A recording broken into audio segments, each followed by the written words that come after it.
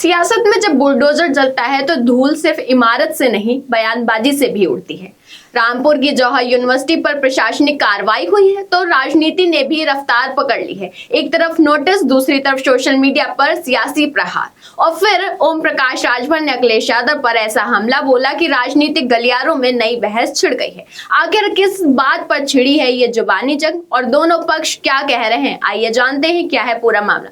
नमस्कार, मैं हूं अनुश्री तिवारी और आप देख रहे हैं जन एक्सप्रेस। दरअसल रामपुर की जौहर यूनिवर्सिटी को लेकर उत्तर प्रदेश की सियासत एक बार फिर गरमा गई है। यूनिवर्सिटी की 38 इमारतों को लेकर रामपुर विकास प्राधिकरण की ओर से ध्वस्तीकरण का नोटिस जारी किए जाने के बाद राजनीतिक बयानबाजी भी तेज हो गई है। इसी बीच सुबह सपा प्रमुख और उत्तर प्रदेश सरकार के मंत्री ओम प्रकाश राजभर ने सोशल मीडिया प्लेटफॉर्म एक्स पर लंबी सी पोस्ट लिखकर समाजवादी पार्टी के राष्ट्रीय अध्यक्ष अखिलेश यादव पर तीखा हमला बोला है। बता दें कि राजभर ने पोस्ट में लिखा कि जब कानून अपना काम कर रहा है तो बेचैनी क्यों। उन्होंने सवाल उठाते हुए कहा कि जिस जौहर यूनिवर्सिटी का निर्माण समाजवादी पार्टी के सरकार के दौरान हुआ उसमें सरकारी संसाधन का इस्तेमाल हुआ। उन्होंने ट्रस्ट, जमीन, टैक्स और नियुक्ति को लेकर भी कई सारे सवाल किए और कहा कि अब जब कार्रवाई हो रही है तो घबराहट क्यों दिखाई दे रही। यही नहीं, राजभर ने अपने पोस्ट में कहा कि डबल इंजन की सरकार अवैध निर्माण पर कार्रवाई करती रहेगी। उन्होंने अपने संदेश में जैसी करनी वैसी भरनी का भी जिक्र किया और अंत में जय भारत, जय श्री राम, जय श्री कृष्ण और जय महाराज सुहेलदेव के भी नारे लिखे। उनके इस पोस्ट के बाद राजनीतिक बयानबाजी और तेज हो गई है। इधर रामपुर विकास प्राधिकरण की ओर से जारी नोटिस में यूनिवर्सिटी के 38 इमारतों को निर्धारित समय पर ध्वस्त करने के आदेश दिए गए हैं। प्रशासन की ओर से प्रक्रिया तहत कई आगे कार्रवाई की तैयारी की जा रही है। आइए सुनते हैं क्या कहना है रामपुर के विकास प्राधिकरण के डीएम अजय कुमार द्विवेदी का। जौहर विश्वविद्यालय का भवन का निर्माण ग्राम सिंगनखेड़ा में हुआ है, जो आरडीए के क्षेत्र के अंतर्गत आता है। ये जांच में ये ज्ञात हुआ था कि वहाँ पे जो भवन निर्माण हुआ है वो बिना अनुमति के हुआ है। इसके संबंध में उनको नोटिस दिया गया था। उन्होंने लिखित जवाब अपना प्रस्तुत किया है। इसके साथ ही आज प्रातःकाल व्यक्तिगत सुनवाई का भी अवसर दिया गया था। सारी कार्रवाई संपन्न होने के बाद ये तथ्य प्रकाश में आया है कि जौहर यूनिवर्सिटी में 40 भवनों का निर्माण किया गया था, जिसमें से मात्र 2 ही भवन ऐसे हैं जिनका मानचित्र स्वीकृत है। शेष 38 जो भवन है बिना मानचित्र स्वीकृत कराए बनाए गए थे। इस प्रकार से इसको अवैध निर्माण पाया गया और उसके ध्वस्तीकरण का आदेश आज पारित कर दिया गया है। सर, टोटल कितने भवन हैं? कुल मिला के 40 भवन वहाँ पे पाए गए हैं, जिसमें से 2 का मानचित्र स्वीकृत कराया गया है। 38 भवन अवैध पाए गए हैं जिनका ध्वस्तीकरण का आदेश आज पारित किया गया। सर, जौहर यूनिवर्सिटी की तरफ से कहा गया कि जब जौहर यूनिवर्सिटी बनी तो आरडीए के क्षेत्र में नहीं आती थी, उस पर क्या कहेंगे? देखिए, ये जो क्षेत्र है 2024 के बाद से आरडीए के जुरिस्डिक्शन में आया है। उससे पहले वहाँ पे जिला पंचायत का जुरिस्डिक्शन था और ये क्लियर है कि 2 भवन जो उन्होंने बनाए हैं उनका मानचित्र उन्होंने जिला पंचायत से स्वीकृत कराया है। इस तरीके से ये स्पष्ट होता है कि उन्हें नियम कानून की पूर्ण जानकारी थी, क्योंकि उन्होंने 2 भवनों का मानचित्र जिला पंचायत से स्वीकृत भी कराया है। लेकिन इसके साथ ही 38 भवन जो बनाए उनकी भी जो मानचित्र की स्वीकृति है वो जिला पंचायत के स्तर से तत्समय होनी थी, जो कि इन्होंने नहीं कराई है। और 2024 के बाद से जब से आरडीए ने टेक ओवर किया है तो जिला पंचायत के जो दायित्व थे स्वीकृति संबंधित या अवैध निर्माण के ध्वस्तीकरण से संबंधित, वो अब आरडीए को करने हैं।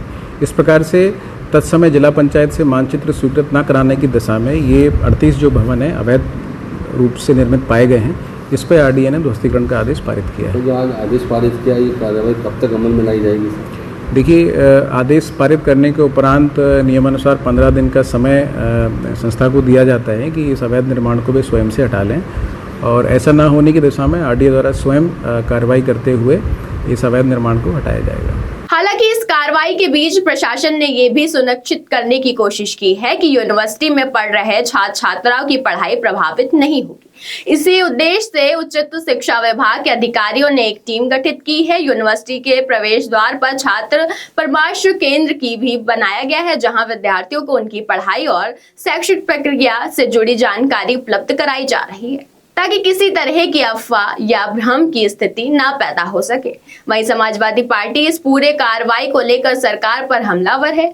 आजम खां के करीबी और सपा के नगर अध्यक्ष असीम राजा ने कहा कि जौहर यूनिवर्सिटी के खिलाफ साजिश की जा रही है। उन्होंने दावा किया है कि यूनिवर्सिटी की ओर से नोटिस का जवाब दिया गया और निर्धारित तारीख पर पक्ष भी रखा गया, लेकिन ये फैसला पहले से तय था। असीम राजा ने रामपुर की जनता से यूनिवर्सिटी के समर्थन में खड़े होने की अपील की है। साथ ही बार एसोसिएशन और अधिवक्ताओं से भी कानून सहायता देने का आग्रह किया है। उनका कहना है कि इस मामले में उपलब्ध सभी कानूनी विकल्पों का इस्तेमाल किया जाए और अदालत के माध्यम से अपना पक्ष रखा जाएगा।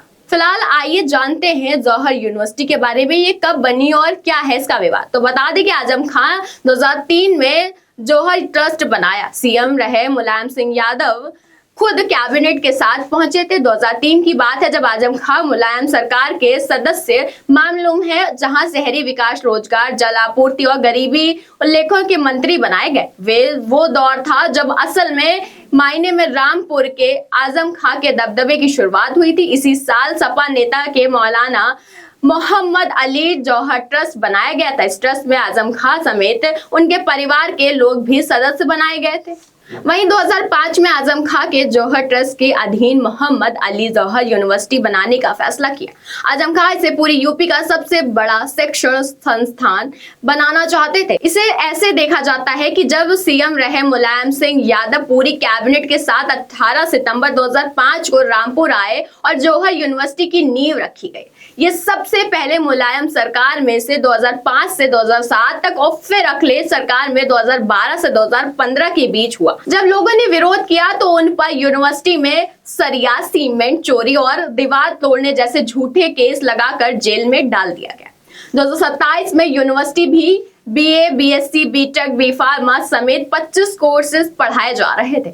इस कोर्सेज के लिए यूनिवर्सिटी ने 60 अलग अलग आलीशान इमारत बनाई। सपा शासनकाल में श्रम विभाग के इनकी लागत लगभग 200 करोड़ रुपए बताई गई थी। फिर चर्चा में आया 2027, इस अखिलेश यादव सरकार की विदाई हो गई। योगी आदित्यनाथ मुख्यमंत्री बने। बीजेपी की सरकार बनते ही आजम खां की जौहर यूनिवर्सिटी के बुरे दिन शुरू हो गए। हालात ये हो गए कि रामपुर में आजम खां पर दर्ज किए 90 मामले अकेले 30 जौहर यूनिवर्सिटी के से जुड़े हुए थे। यूनिवर्सिटी करीब 1500 बीघे में बनी हुई थी। इसके लिए जो जमीनें खरीदी गई उसको लेकर आज तक मुकदमेबाजी चल रही है। वहीं जौहर यूनिवर्सिटी पर बीते 7 साल में लगातार कार्रवाई होती रही है। आपको बता दें कि 2019 में 26 किसानों ने 35 बीघा जमीन कब्जाने का केस दर्ज कराया और सुनवाई आज भी हो रही है। फिर 2019 से लेकर 2021 तक सरकार की लीज पर दी गई 170 एकड़ जमीन वापस लेनी शुरू हुई। हाईकोर्ट ने मंजूरी दी। उसके बाद सितंबर 2022 में नगर पालिका की करोड़ों की सफाई की मशीनें यूनिवर्सिटी के अंदर जमीनों में धसी हुई मिली। उसके बाद 2023 आईटी के छापे में 60 करोड़ की बजाय 800 रुपए खर्च का खुलासा सामने आया। वहीं अप्रैल 2024 में अलियागंज के किसानों ने जमीन कब्जाने के 22 केस में आजम खां, उसकी पत्नी और उसके बेटे समेत 13 लोगों पर आरोप तय। जुलाई 2024 रामपुर जिला प्रशासन ने यूनिवर्सिटी की 13.8 हेक्टेयर जमीन कब्जे में ली और 2 इमारत सील की। फरवरी 2025 जौहर यूनिवर्सिटी में हॉस्टल निर्माण में 1 करोड़ रुपए का घोटाला सामने आया। केंद्र ने फंड रोका। पहले किस्ते में 93 लाख रुपए के ब्याज सहित वापस मांगे। तो जौहर यूनिवर्सिटी का मामला अब सिर्फ एक शिक्षण संस्थान का नहीं बल्कि कानून, राजनीति और जवाबदेही की बड़ी लड़ाई बन चुकी है। एक तरफ सरकार इसे अवैध निर्माण और नियमों के उल्लंघन पर कार्रवाई बता रही है तो दूसरी ओर समाजवादी पार्टी इसे राजनीतिक प्रतिशोध करार दे रही है। सबकी नजर इस बात पर है कि अदालत में यह मामला किस दिशा में आगे बढ़ता नजर आएगा और प्रशासन की अगली कार्रवाई क्या होती है। फिलहाल के लिए इस खबर में बस इतना ही। ऐसी तमाम खबरों के लिए जुड़े रहिए जन एक्सप्रेस के साथ।